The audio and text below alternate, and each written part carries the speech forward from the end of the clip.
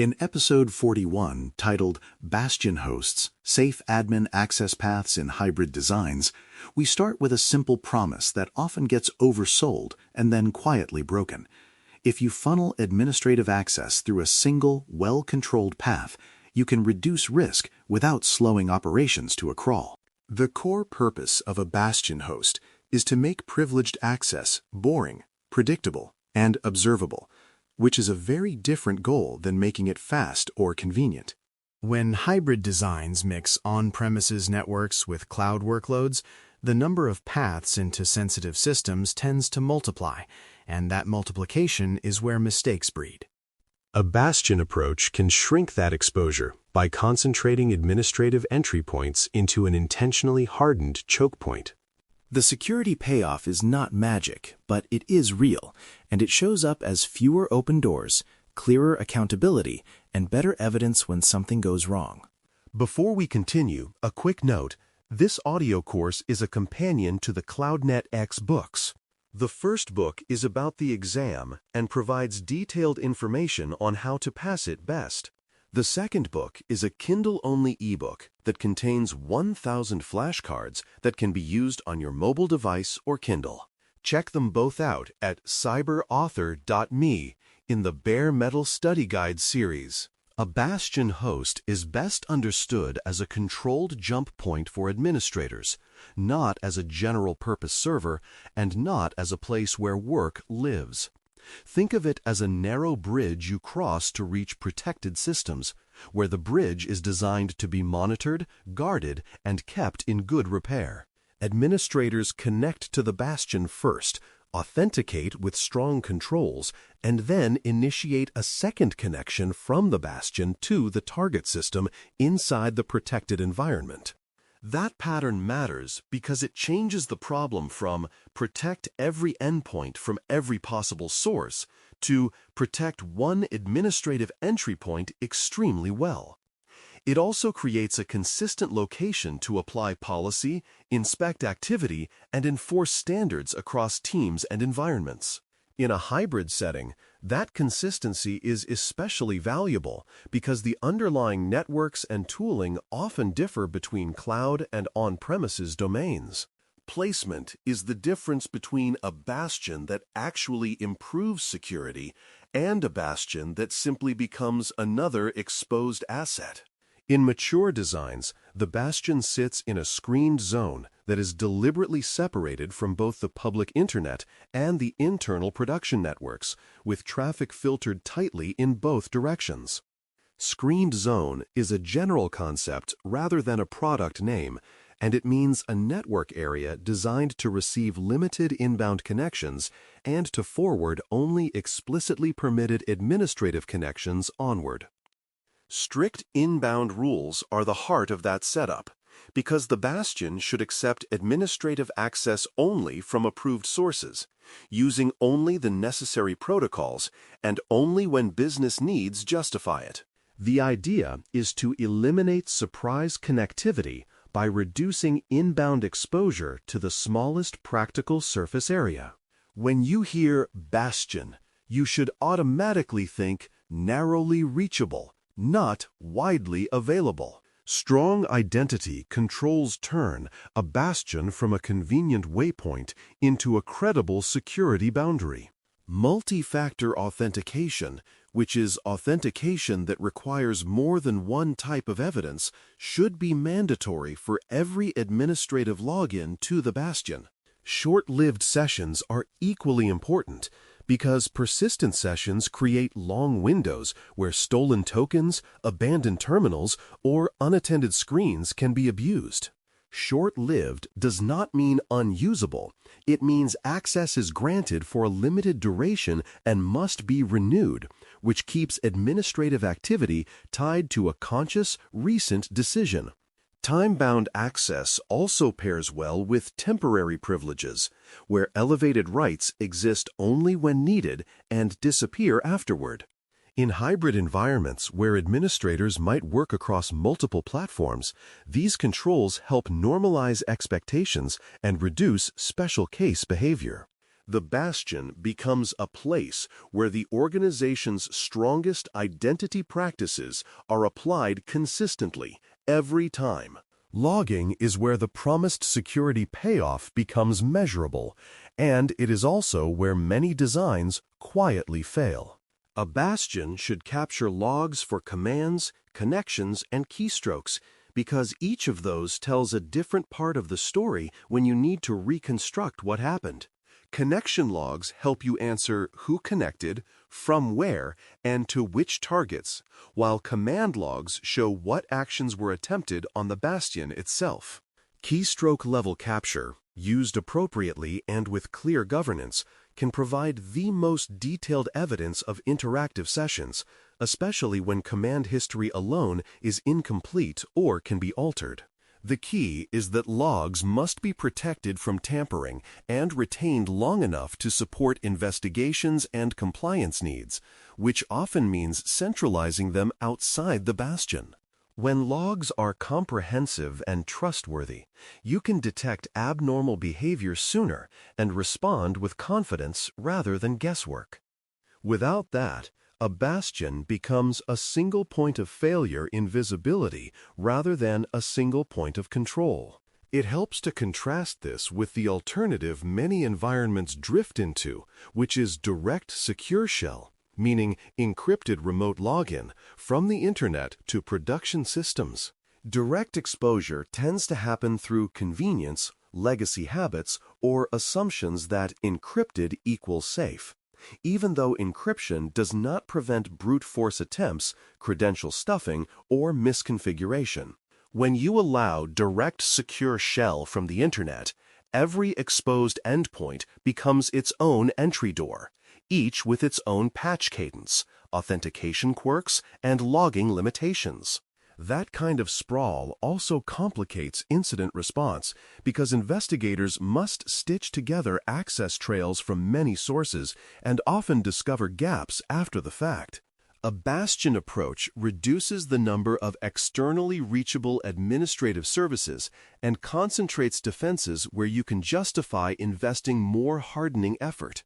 The goal is not to eliminate remote administration, but to eliminate uncontrolled administrative entry points that are difficult to defend uniformly. A concrete access path makes the concept feel less abstract and highlights why the hop matters. Picture an administrator working from an approved location, connecting first to the bastion using a hardened remote access method with strong authentication, and only after that initiating a second connection to the target server. In narrative terms, the path is user to bastion to target server, which creates a chain you can authenticate, authorize, and log at each step.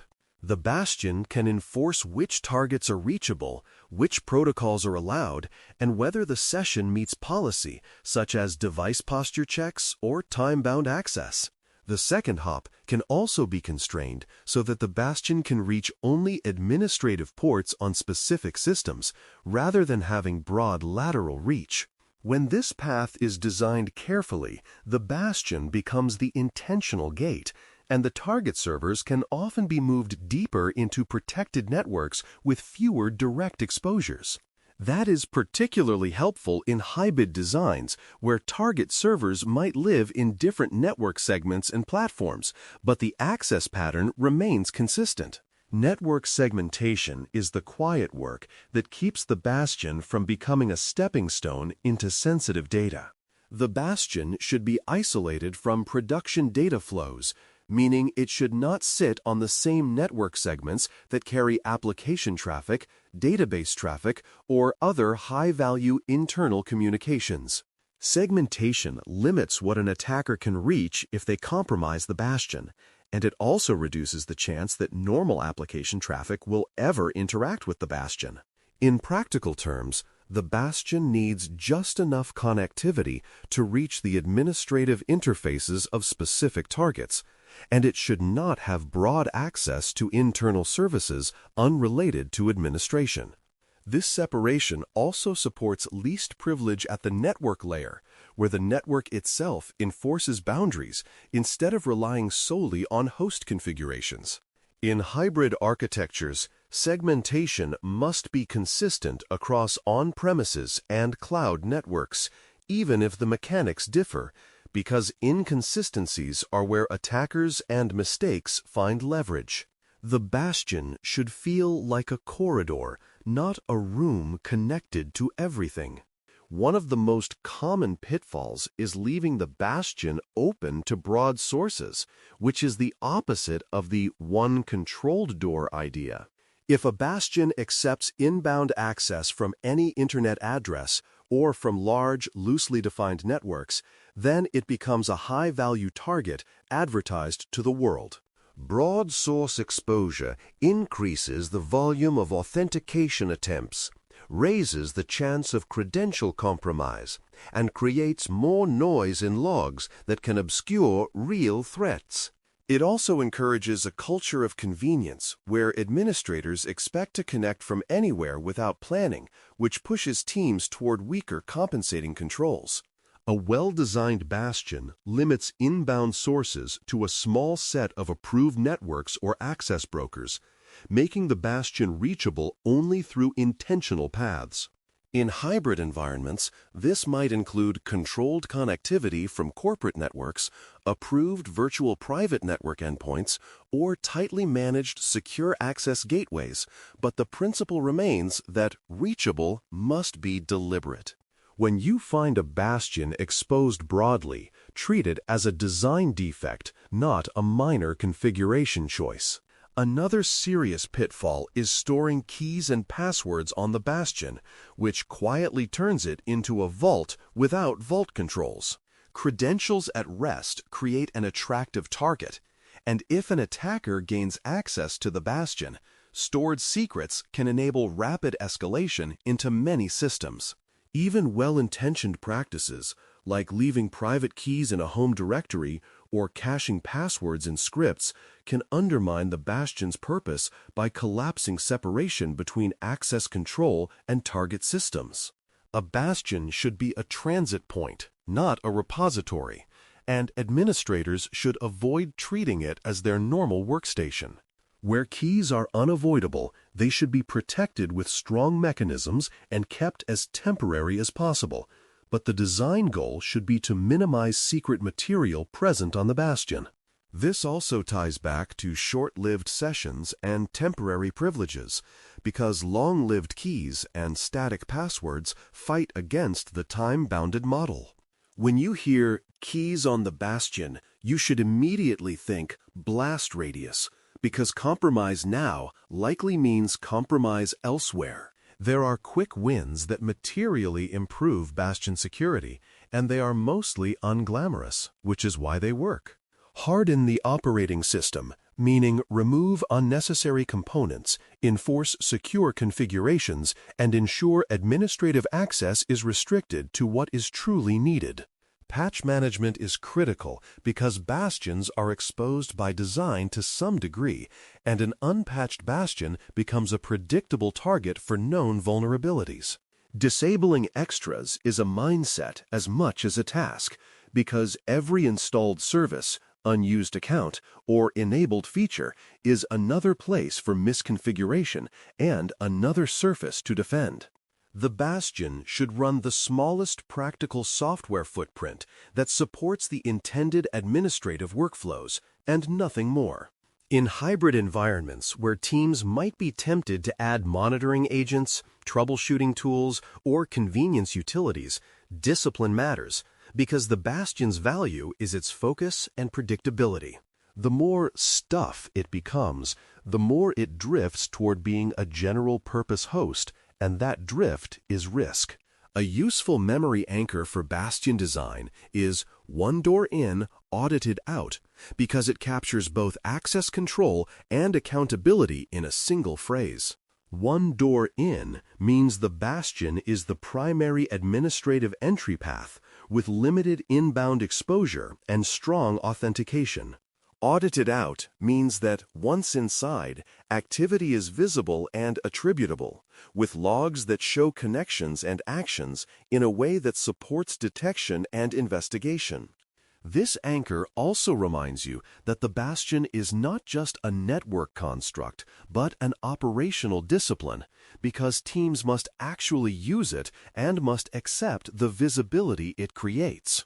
In hybrid architectures, where differences between environments can encourage inconsistent behaviors, a simple anchor helps keep decisions aligned. The phrase also implicitly highlights what to avoid, such as multiple unmanaged access paths, weak identity controls, or logging that is incomplete or easily altered. When you can say, one door in, audit it out, and see that it is true in your design, you are usually on the right track. As a practical way to cement understanding, imagine being given a scenario and being asked to choose bastion controls that fit the risk rather than grabbing every control available. The right control set depends on who needs access, from where, and to which targets. But the pattern should always be defensible and consistent with the bastion's role as a controlled jump point. Strong authentication, such as multi-factor authentication, limited inbound sources, time-bounded sessions, and centralized logging, are foundational controls that align with most scenarios. Segmentation and constrained outbound access ensure the Bastion cannot freely roam through production networks, which limits damage if the Bastion is compromised. Avoiding stored secrets and keeping the Bastion hardened reduces the chance that compromise happens in the first place, and it also reduces the speed at which an attacker can move if they do gain a foothold. When you reason through controls this way, you are practicing the exam skill of mapping security mechanisms to architectural intent, which is exactly what hybrid designs demand. The Bastion is a tool, but the real skill is choosing how to wield it. To close episode 41, titled Bastion Hosts, Safe Admin Access Paths in Hybrid Designs, bring the focus back to the benefits that matter in real environments and in exam scenarios: reduced exposed administrative surfaces, stronger identity assurance, and better accountability through logging. A Bastion host works when it is placed in a screened zone, protected by strict inbound rules, and backed by multi-factor authentication and short-lived sessions that keep privilege tied to intent. Its value grows when logging captures connections and actions in ways that support detection and investigation, and when segmentation prevents the Bastion from becoming a pathway to production data. The biggest risks come from turning it into a broadly reachable system or a convenient place to store keys and passwords, because those choices expand the blast radius of a compromise. Your rehearsal should be to mentally trace an access path from administrator to Bastion to target server and verify, step by step, where control and evidence exist, because that one door in, audited out discipline is what makes Bastions worth the effort. Thanks for listening. For more audio courses, daily newsletters, and more, please visit baremetalcyber.com.